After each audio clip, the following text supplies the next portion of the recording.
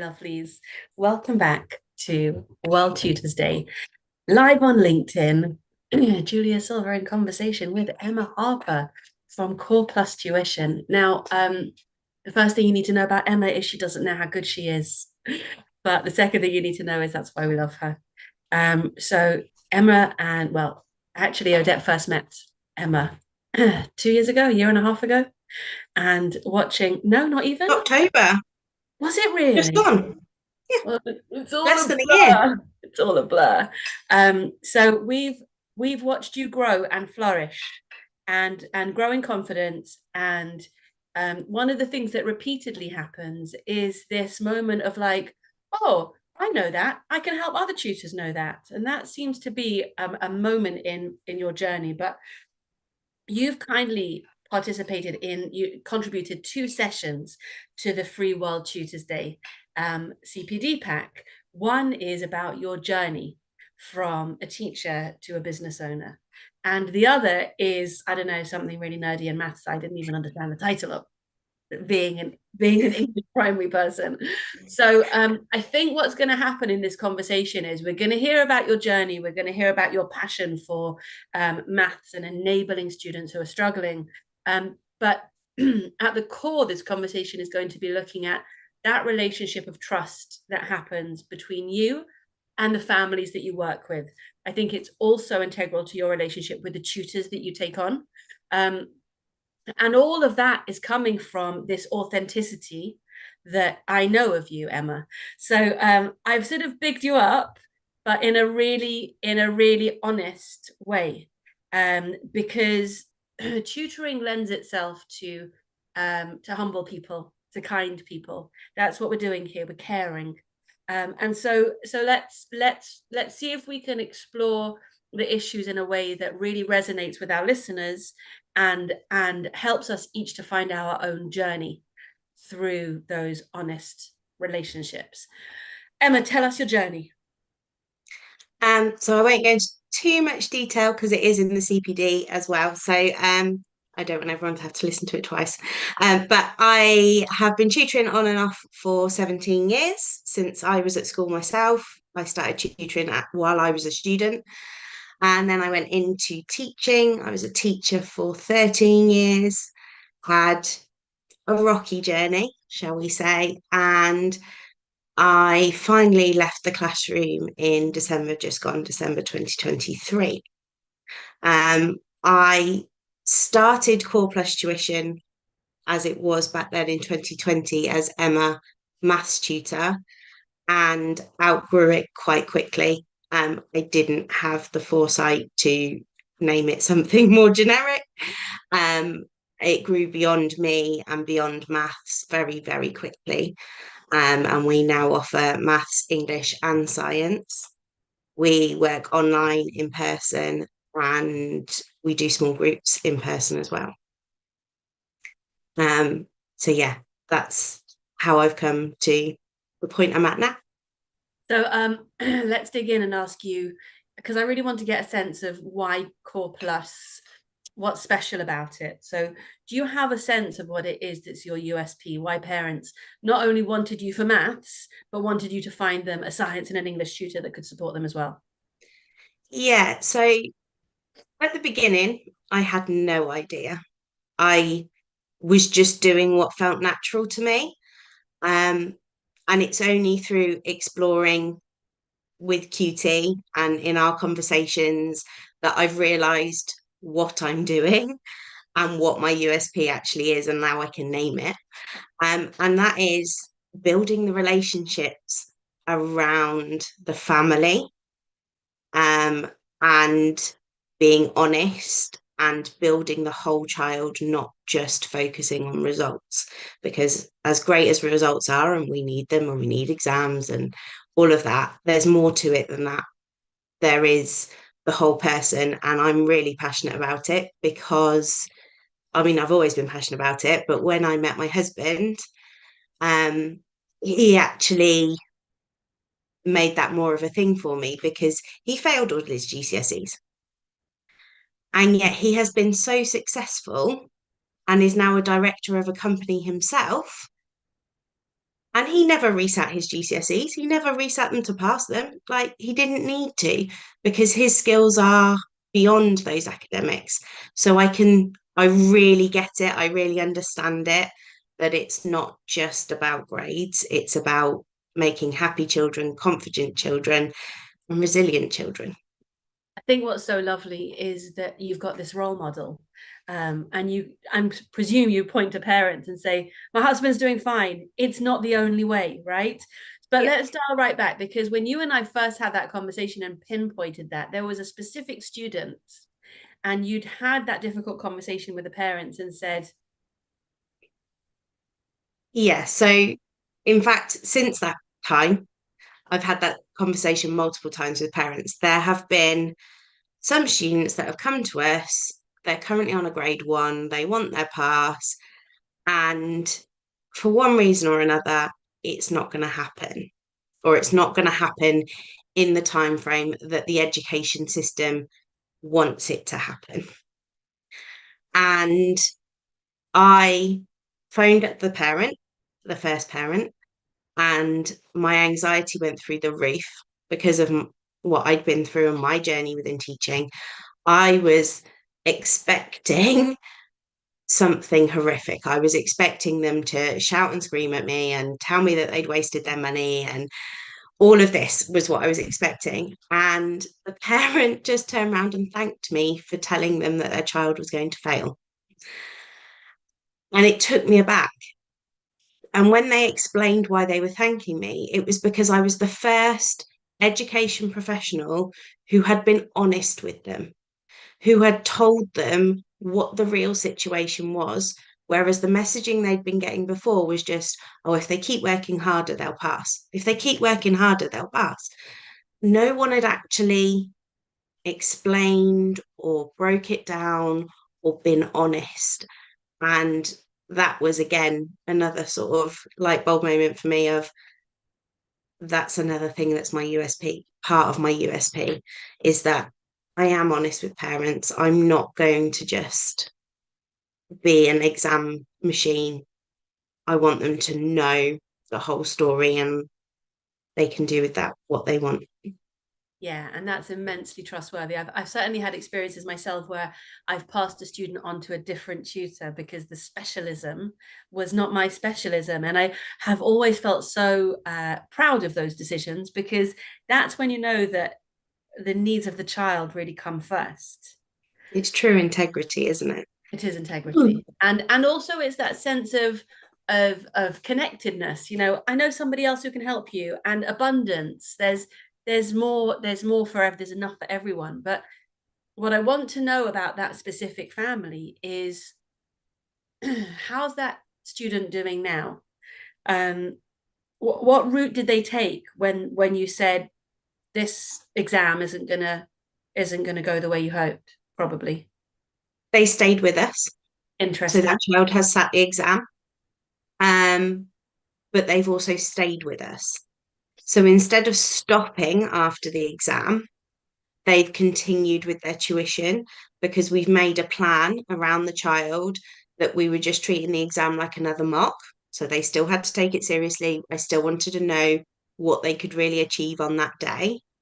But the plan is that they will then resit the exam properly in November. And hopefully by then, we'll either be a lot closer or they will pass, So depending. So what's so amazing about that is, firstly, one of the things that you must have been anxious about was losing the student, right? That first phone call, the parent should have said, well, stuff you then, right? But Yeah, actually what's happened is they just picked up the goalpost and moved it to somewhere more realistic. yeah. It's about working together, not against each other. So if that child can't do it at that time, that's okay. Just because society tells us that's when they should set their GCSEs doesn't mean that's when it has to be. Um, but equally, they have to sit it. So it's then supporting that child through that process and using it so that it's still a valuable experience and it's not a waste of their time. And then building to something that's more realistic for them. So there's so much wisdom in that point about making sure that the exam was meaningful, that it becomes, like you said, another mock, but it's worth doing and worth doing seriously, because you mustn't deflate the child, right? The journey is still building them up and building their confidence. Yeah, and it's building that relationship and that trust in you, and as a three-way relationship, which is really tricky, that everybody trusts that what you're doing is going to be helpful, and building their confidence. That's the main thing that I want to do with my business, is build children up, because so many of our children are being broken down, that I want to do the opposite. I want to build them up. I want to build their confidence and their resilience for the real world. It's not always going to be easy, but if we can give them the tools that when it's not easy, they can deal with that, then I've done my job. I think that really, really comes across, and especially because your subject is maths, the functional elements of maths are necessary regardless of the exam grade. Obviously, you need the functional skills to be able to unlock, for example, an apprenticeship, but you also need them to be able to manage their finances. And so there's a responsibility that you take on for the child. And it's often to me interesting that there's no such thing as a coach without a tutor, without being a tutor, without being a coach anymore. There's no such thing as just focusing on the academics. We're always building up the whole child. And in maths, that correlation is so strong, because we know that maths anxiety can be crippling, and we know that it can be generational. Oh, my parents aren't maths people either. Okay, very nice, but you still need to be able to function in this world. And I often think about how many maths lessons children have in the week. And if they struggle with maths anxiety, it is an ongoing trauma that they go through. And you're there to be that wise person that says, maths is practically necessary for you, but the exam isn't the be all and end all.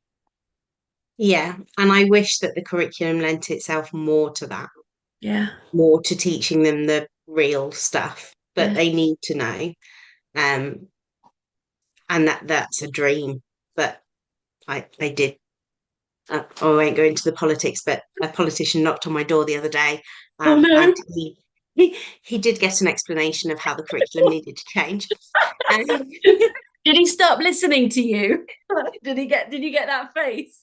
no, he did listen. To be fair to him, but it is something I'm passionate about. That the math, I love maths myself. I am a nerd. My CPD session was on factorizing quadratics. Oh, is Um, that what it was? I love I love maths for maths' sake. I love the joy of maths, but I also know that that's not for everybody. And I know that a lot of what's in the GCSE is probably not necessary for everybody. So there are things that need to change, but it's also about being honest with the student at that point and going, I know you're never going to need this ever again, but it's a means to an end at this point. However, when we get onto percentages, this is like everyday stuff. This is like what you're going to need. And it's perhaps conversations that we can have as a tutor that we couldn't have as a teacher, that I love, that I can be that honest with a student, that I I can love have those honest relationships. I love that that's where you got to there, because I wanted to go back to that phone call again. And I hope this isn't triggering for you. It is slightly triggering for me. When you pick up the phone call as a school staff member and you are anticipating a difficult conversation. Now, to me, the minute you label a conversation difficult, you're already doomed, right? But there are so many of those difficult conversations that we have in unsafe contexts as staff members, and so much of that you can alleviate in your current role. So could you talk about the culture and the approach of that, please? So I feel like as a tutor, it comes back to that honesty. I can be honest in a way that I couldn't as a teacher. I can guide and almost coach the parents in a way that I couldn't as a teacher because it was beyond my role, or it was, oh, we shouldn't say that, or we shouldn't do this, and we shouldn't do that. Whereas I had a conversation with a parent the other day who was very anxious around her child who was completing tuition, was making progress, but he was lying down during his tutoring sessions, his online tutoring. So he was lying on the sofa with his laptop and engaging and making progress. I'll just emphasize that bit We again. can all see where you're going here. Come on. And I just said to the parent, very honestly, and said, but he's making progress. And she said, yes, he's doing better than the rest of his class. He's like made loads of progress. So what's wrong with him lying on the sofa and completing his tuition if that's how he feels comfortable and that's how he can engage? And the penny dropped with this parent, and she was like, oh, but he's not engaging. I said, but he is. He's learning. He's making progress. I said, let's pick our battles. I was quite blunt. Let's pick our battles. He's working. When you came to us, he wouldn't pick up a pen. Oh, And she was like, you're so right. oh, And that I could never have done that as a teacher. I could never have been that blunt for a start, but I could also don't have the flexibility to allow the child to lie down and do their learning. I don't have the flexibility for them to talk through their learning because that was the other thing is that she was worried he wasn't writing everything down. And we got to the point of, yes, but he has a scribe in the exam. nice. So actually, what he's doing with his tutor, who's an amazing tutor, what he's doing is practicing using a scribe. Nice. He's preparing himself for that exam in that way. And the mum was like, yeah, I Yeah. get it.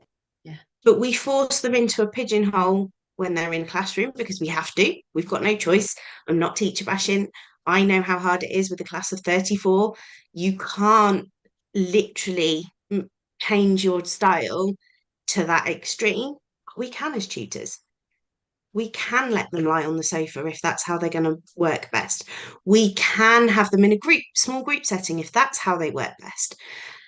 But having that open and honest conversation with parents means that we can really know those students and really have the impact that we want to have. So beautiful. And it's such a good example because each of those things feel wrong or rude, right? He's not doing the writing, he's not sitting up. And you think that, from the parent's point of view, who has been trained in compliance in a school context, they think that tutor's being disrespected, yeah, or something's not happening that's supposed to happen. And for you to have the freedom and the wisdom to be able to just take off those shoulds, which we often talk about here, and say this is irrelevant to our real goals, becomes really, really important. And of course, in a classroom context, there is so much in the classroom management that restricts us, but many teachers that you and I know understand that that child needs to be at the back because they rock on their chair and the kids in front couldn't cope with that, and that child needs to be on near the window because they need to be able to, all of these Yeah. things we do. In a way, it's almost that you have the opportunity to articulate to the parents the things that you would always naturally do. We always have in our minds in a class of 30 how we manage each child slightly differently, or we should. Yeah. And so being able to have that opportunity to unpack it to the parents then becomes the asset. And what occurs to me from that is the proximity. The relationship between you and the parent is much, much closer because you don't have the school in between. You don't have policies and procedures. You don't have a school leader who, maybe pushing you or pulling you in different directions. And you can really, really stay very close to the needs of the student. So in that sense, there is on the one hand that freedom to be honest, but on the other hand, that vulnerability, because the parent can sack you, to put it really bluntly, the student doesn't have to come back next week. if you're in a year 8 classroom, the child is going to come back even if you do upset the parent. They're going to get fined otherwise, right? So you are in this precarious position where, on the one hand, you have authority, but on the other hand, just as in any commercial context, you have to deliver for your clients. But Go on. if they're not happy with what we're providing, then they're not my words out, they're not our ideal client, because our ideal client understands where we're coming from. They understand that our values aren't just the academics. They understand that we are trying to provide a space, a safe space for those students where they are comfortable learning.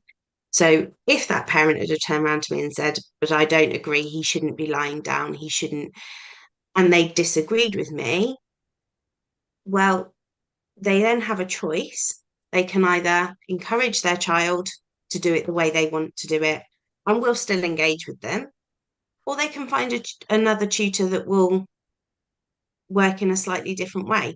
And we all know from our conversations that we all work in different ways. We all have different expectations. And that's the beauty of tuition, because we now have a space where the child doesn't have to fit the teacher.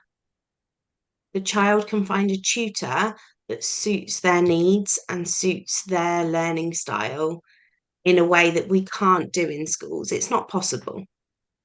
But the tuition industry has developed in a way that has created so much variety that there's so much choice, and it's amazing. Yeah, I think that's so gorgeous. And I think you're coming from a place of such confidence to be able to say that. You should know that Odette's nodding away as you're talking, because she's really proud to hear you say that. You know, if you don't love my approach, you'll find someone whose approach you do love. So go ahead and find them. But it occurs to me also that there is a journey that the parents go on. So you spoke about the parent who was anxious, and you're then in that role as an educator of supporting their parenting and showing them which battle to pick. And that becomes really interesting because you have this opportunity to actually guide the parent as well as the child. Yeah, and that's one of my new projects, actually, Oh, if you don't mind me talking about it. I've actually set up a Facebook group called Parents Navigating School, and yes, it's going to be about helping parents see behind the closed doors and understand the policies and procedures. And yes, they might not be things we always agree with, but they're the things you have to deal with. And it's about helping them navigate those to get the most out of the education for their child. that sounds like an immensely valuable Facebook group, and good for you. That is so cool. Um, you know, even as a former school leader and a person who engages with the education system every single day, as a parent, I always feel on the back foot. And the more they communicate, the less I follow. You know, I have 5 children, which means I'm on 55 WhatsApp groups and I get 400 newsletters, none of which I even open. And I know how important my children's education is, and I know how important parent engagement is. But I still struggle because I am constantly overwhelmed. So you have this opportunity as this trusted human from all these different perspectives of being able to debunk myths and clarify and reassure. And that becomes part of the process of supporting the education of the student. Absolutely. And I think that's the thing, is sometimes those things get in the way as a parent. They are overwhelming. I do have children that are in school now, only one that's in school, one that's about to go to school. But even now it's Good luck to you, my overwhelming. darling. It is overwhelming. And I know that. And that's why a lot of the time parents will come to me in the playground and they're like, what does this mean? What's going on? And I just thought, if I can create that safe space for parents to ask those questions, where they're not going to feel judged, they're not going to feel like they shouldn't ask, it's somewhere safe for them, then that expands on what the work we're already doing at Core Plus. I was accidentally muted. That sounds immensely valuable. So if somebody wanted to get involved in that, could you let us know how? Yeah, so just on Facebook, just search for Parents Navigating School and join the group. Or there'll be a link on our website as well. If you go via coreplustuition.com, you'll be able to find the link to the group there. Fantastic. So this is what I'm going to say to wrap up, Emma, because you're always so generous with your journey and your experience. But what I'm seeing now is that you've got this real family approach. So supporting the parents, supporting the students, and I know you've got some ideas up your sleeves about how to support tutors as well. And for me, and you've heard me say this umpteen times before, that's when you sort of go to this transcendent level. So it was actually inspired by a podcast that you did, Emma. When we're in the classroom and we struggle, we're like the canaries who are suffocating in the toxic air, and many of us can thrive in that space, and good luck to them. But those of them like you and I who don't thrive in that space needed to leave, and many of us didn't leave before we crashed, and many of us needed to sweep ourselves up more than once, more than twice, pick ourselves up out of our own ashes and reinvent ourselves. And many of the people who are listening to the session have been through that journey. But there is a stage beyond that. And that's what really interests me. There's a stage where you become a dove. So you go from being a canary to being a phoenix to being a dove. And that dove is the one that points to better ways, that gives hope to the entire system. So if you think about who we are in this space and how we are supporting the people who are working in education at the moment, we're the people who are pointing to better, gentler ways. And that's an awesome privilege. It's a privilege and a responsibility to stay honest and to stay gentle and to stay hopeful, and to really start building this nuanced, varied approach to education that is much more conducive to raising happy, healthy humans. So Emma is, I believe, in my book. Emma, are you in my book? I don't think so. I would have asked your permission if you were. You're not in my book, but you have. I think you will love my book because it speaks to this journey and helps along the way. And I'm looking forward to sharing it with you because I really I really know that we've all been pushing this profession forward, raising standards and deepening our connections with each other, and really building this sense of honesty and trustworthiness in a profession that to date has not been trusted and possibly has not been trustworthy. So for us to sort of up our game and be proactive and be part of something that is genuine and hopeful is really exciting. So Emma, thank you for joining this journey with Thank us. you. Happy World Tutors Day. Thank you My so much pleasure. for your contributions to the World Tutors Day CPD pack, which Odette will put a link in the thing right now. It's already in there, Emma.